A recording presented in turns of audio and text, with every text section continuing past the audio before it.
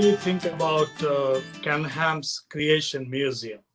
I think it's wonderful. It's awfully expensive, to not only to build but to maintain. I've known Ken Ham for a long time. I love his stuff. I sell his books. I recommend his ministry. A few little minor things we might differ on, but still, he's doing a great work for God. I encourage people to go there and see it.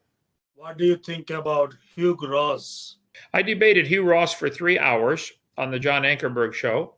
Hugh Ross is one of the nicest heretics you'll ever meet. He's a complete heretic, in my opinion. He's a nice guy, though, but he's a heretic. What are the main arguments you differ from him? Well, he believes the earth is billions of years old. He believes there was millions of years of death before man even got here. So God made a world that already included death and suffering. My Bible says God made a world that was perfect. On day 7, he looked at everything and said, it's very good.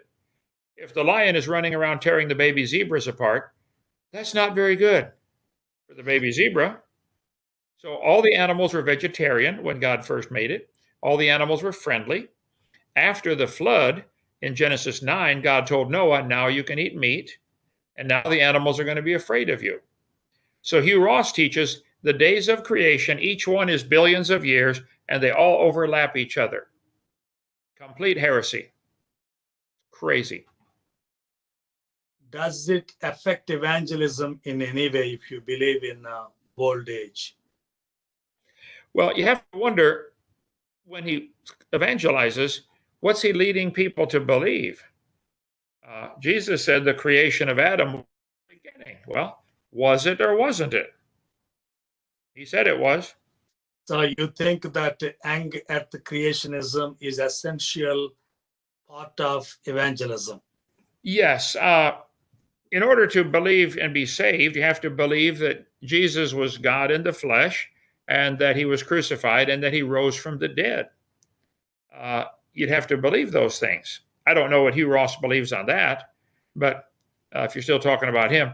But his other heresies, I think, are very serious, and he leans strongly toward the Catholic teaching. There's only 2 religions in the world. That's Cain and Abel from Genesis chapter 4.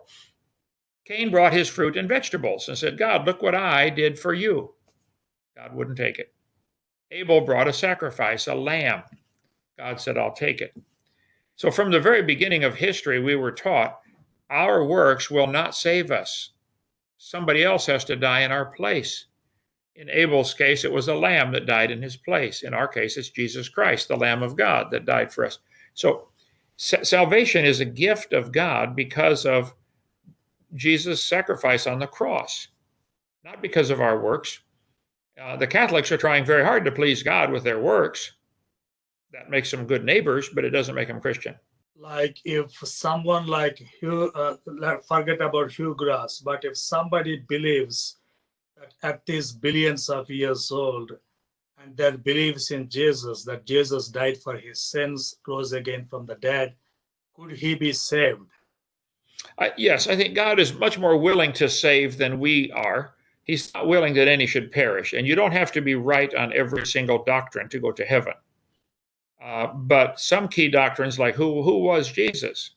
And did he actually rise from the dead? This resurrection seems to be essential to salvation. 1 Corinthians 15, Acts 16, there's so many. I talked about this 2 nights ago on my YouTube channel, Kent Hovind Official.